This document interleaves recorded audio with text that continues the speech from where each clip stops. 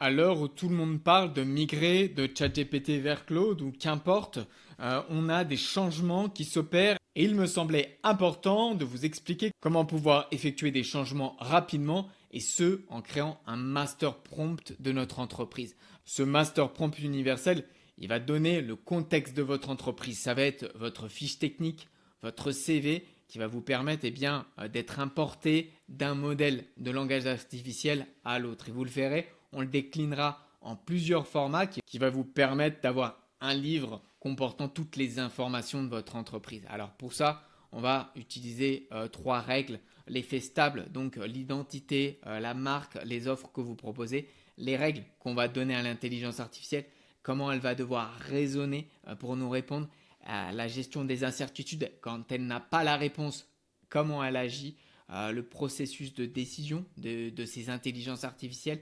Et puis après, vous aurez le style. Est-ce que vous avez plutôt un style familier ou non, très pro, très direct.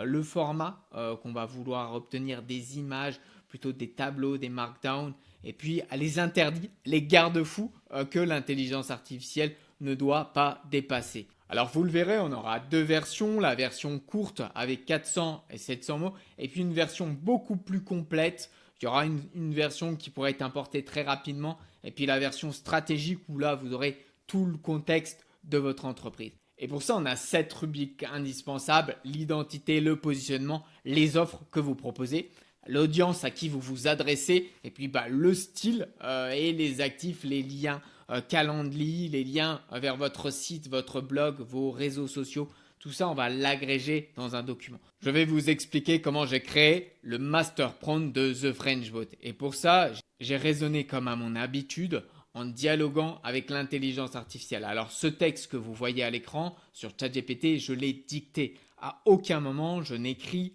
en tapant sur le clavier. Je gagne énormément de temps en interchangeant, en ayant une communication orale avec l'intelligence artificielle. J'utilise un outil que je vous ai déjà présenté qui s'appelle Whisperflow. Mais avec ChatGPT, vous pouvez cliquer sur le lien juste en bas, cliquer sur dicter et votre voix va passer en texte. C'est très intéressant, vous gagnez 4 fois plus de temps à dicter plutôt qu'à taper sur votre clavier. Ça, c'est le premier point. Donc, j'ai dicté ce que je voulais faire, mon questionnement.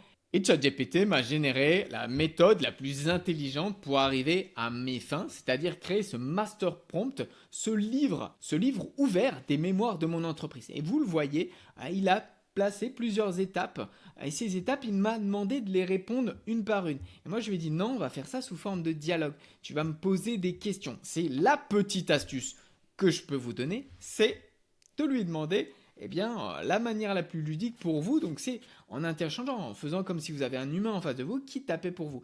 Et moi, j'avais juste à dicter les réponses aux questions qu'il me posait. Donc regardez un petit peu le cheminement. Là, il m'a donné des exemples de ce qu'il allait me fournir.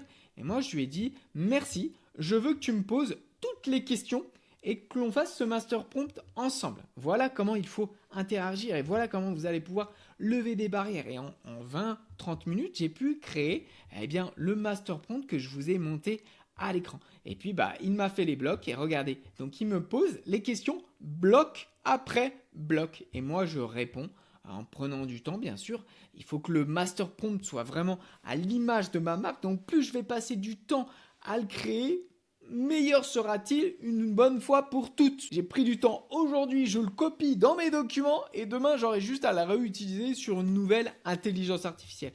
Voilà, il me dit j'ai bien capté vos bases, il les récapitule et on passe au bloc suivant. 3, 4 et 5. Et là, je fais la même chose, je réitère, vous avez compris. Explicitement, il m'exprime qu'il manque le bloc 3. On repart sur une version améliorée avec le bloc 3. Il nous fait la version première de notre master prompt. Il a entièrement bâti le master prompt avec les informations qui me sont propres.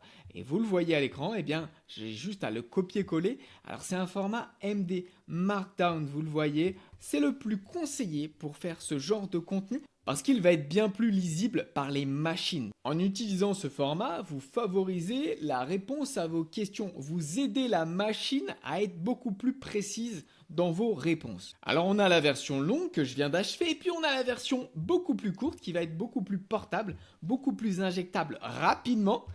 Et je lui ai demandé en plus de me créer un PDF avec mon graphique. Donc je lui ai donné ma palette de couleurs, à la manière, le ton dont j'utilisais. Regardez bien, donc on va le télécharger juste ici. Donc ChatGPT nous a fait un PDF, on va l'ouvrir juste ici. Voilà, on a le PDF avec les couleurs de mon entreprise. Donc je trouve ça vraiment magique. Regardez, on va le zoomer un petit peu. Donc on a le lien calendrier, on a toutes les informations. Alors on va le passer, voilà, juste ici. On a les contextes, la version courte, la version longue, et puis on a nos appels à l'action, etc. Donc moi j'ai la version, vraiment je voulais avoir cette petite version qui me rend beaucoup plus heureux qu'un texte fade. Et puis je lui ai demandé quand même de me générer en version texte à copier-coller direct. Donc là on va le voir. Voilà, on le voit à l'écran, il nous a fait la version beaucoup moins digeste que la version PDF, mais qu'importe.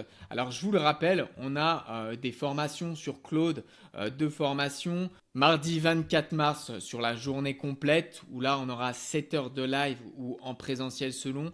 Il reste encore des places. Ça va être une formation qui va être dédiée aux professionnels sur des mini-applications qu'on va mettre en place, des automatisations et puis la création de documents. Il y aura une deuxième session le jeudi 30 avril également. Alors qu'est-ce qu'on va avoir? Les participants auront 7 heures de formation en présentiel ou en live. Vous pourrez me poser des questions. Il y aura 21 heures de e-learning où la personne se formera en autonomie avec des cas d'usage métier, des vidéos, des questionnaires. Et puis on vous fournit bien sûr des documents à la suite de cette formation. C'est des formations qui sont finançables par le CPF, c'est ce que je mets en bas. On vous présentera les tarifs, on a un petit lien, un calendrier d'appel. Moi je vous présente le contenu de la formation, ce que vous allez voir, c'est du pratico-pratique. On en a marre des formateurs qui vous vendent de la théorie, qui font des webinaires où on ne voit pas les cas d'usage concrets. Voilà, je vous invite à regarder ce calendrier d'appel et je vous souhaite à tous une très bonne journée. Je vous dis à très vite.